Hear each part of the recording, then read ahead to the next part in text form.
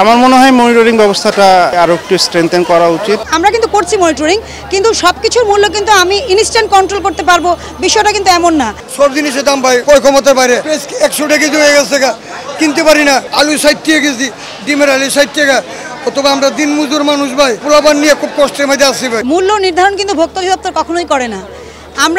আমাদের কাজ হচ্ছে নিয়মিত বাজার তদারকি করা। দামটা আরেকটু কমা উচিত, পরিস্থিতির শিকার কি করা। স্লিপ নিয়ে আসছি, সব জায়গা থেকে কেটে কেটে নিচ্ছি, কম কম করে নিচ্ছি।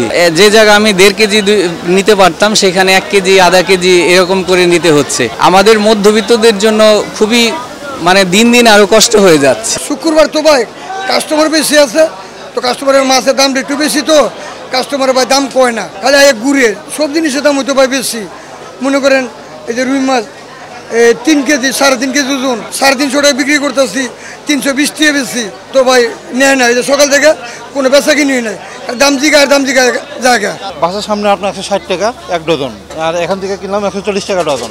ডিমের দামটা না আমার কাছে খুব বেশি লাগতেছে, অনেক বেশি। আমাদের কিন্তু নিয়মিতই জাতীয় ভোক্তা অধিকার সংরক্ষণ অধিদপ্তর সারা বাংলাদেশে নিয়মিতভাবে নিত্য প্রয়োজনীয় পণ্যের বাজার মনিটরিং করে। সাডেনলি কোনোটার দাম বাড়লো বা কমলো, এটার জন্য যে স্পেসিফিক আমরা হয়তো মনিটরিং তখন টাইমিংটা হয়তো চেঞ্জ করে দেই, হয়তো মাঝরাতে মনিটরিং হয়। যেমন আপনি যেটা বলেছেন, সবজির বাজার কিন্তু আমাদের সম্মানিত মহাপরিচালক মহোদয় কিন্তু মাঝরাতে কারণ বাজারে যখন সাপ্লাই আসে বিভিন্ন জেলা থেকে, তখনও কিন্তু মনিটরিং করেন, এবং আমাদের আরও অনেক অফিসাররা কিন্তু মাঝরাতে সবজির বাজারগুলো মনিটরিং করেন। আমি কিন্তু ডিমের বাজার দেখে নিত্য প্রয়োজনীয় পণ্যের যেগুলো শুকনো প্রোডাক্ট এগুলো দেখে এসেছি। সবজির বাজারটা আমি এখনও দেখিনি, আর এরপরে কাঁচামরিচ, পেঁয়াজ, আলু এগুলো দেখব। বিষয়টা হচ্ছে যে যখন বৃষ্টিটা অনেক বেড়ে যায়, হয়তো কোনো কারণে এটা বাড়তে পারে, এটা আমাদেরকে দেখে নিতে হবে। আর আমরা তো নিয়মিত অভিযান করছি, এবং আপনারা কিন্তু দেখেন ডিমের উপরে যখন আমরা স্পেশাল অভিযানগুলো করেছি, অলরেডি কিন্তু 2 দিনের মধ্যে ডিমের দাম কিন্তু আজকে কিন্তু 145-এ নেমে এসেছে। আপনারা নিজেরাই দেখতে পেলেন, এখানে কিন্তু 145, সর্বোচ্চ 150 টাকা ডজন আমরা দেখেছি। তো এবং ওনাদের কাছে কাগজপত্র আছে, মূল্য তালিকাও দিয়েছে। তো এই ক্ষেত্রে আমরা অবশ্যই বলবো যে আমাদের অভিযানটা খুবই ফলপ্রসূ হয়েছে, এবং আমাদের মন্ত্রী মহোদয় যে প্রতিমন্ত্রী মহোদয় যে নির্দেশনা দিয়েছেন, আমাদের মহাপরিচালক মহোদয় আমাদেরকে সেই অনুযায়ী কাজ করার জন্য উনি সার্বিক তত্ত্বাবধান করছেন। তো আমরা আসলে এটা করে একটা করে আরেকটাতে যেতে যেতে হয়তো এটা হতে পারে, আপনি যেটা বলেছেন যে সবজির দাম, সেটা আমরা মনিটরিং করব। করার পরে আমরা রিপোর্টটা দিয়ে দিলে হয়তো যখন এই সাপ্লাইটা আসে ওই রাতের বেলা, যেগুলো আগেও অনেকবার মনিটরিং হয়েছে আপনারা দেখেছেন, এবং ওইটারও একটা খুব ভালো প্রভাব বাজারে থাকে। তো আমরা অবশ্যই আমাদের ঊর্ধ্বতন কর্তৃপক্ষকে এই বিষয়ে জানাবো। আর আমি তো নিজে দেখবই আজকে, এটা আমার মনিটরিংয়ের মাত্র মাঝামাঝি অবস্থায় আছি।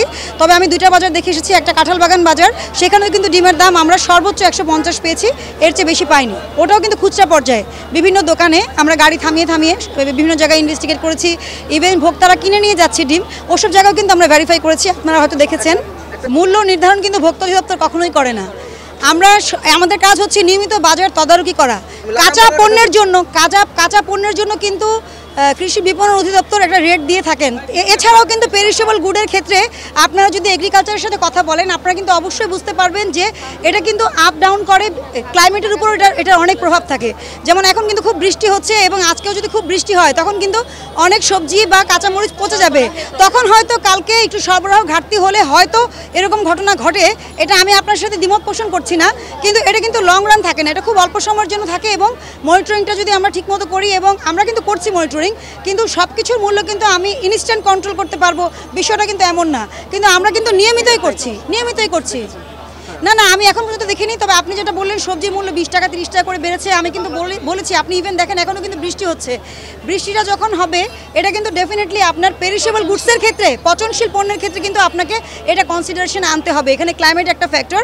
আর আসলে ডিম তো ড্রাই জিনিস, অথবা চাল, আটা, ময়দা এগুলো তো ড্রাই জিনিস, এগুলো কিন্তু আমরা দেখছি নিয়মিত, এবং এটা কিন্তু সরবরাহ আপনারা দেখেছেন, সরবরাহ একদম সঠিক আছে। আমরা সব দোকানদারদের সাথে কথা বলেছি, ওনারা যেসব জায়গায় অর্ডার করেছে সাপ্লাই ঠিক মতো আসছে কিনা, কোনো পণ্য নিয়ে সমস্যা আছে কিনা, ওনারা কিন্তু বলেছেন কোনো পণ্য নিয়ে কোনো সমস্যা নেই, এবং ডিমের দামও কমে গেছে।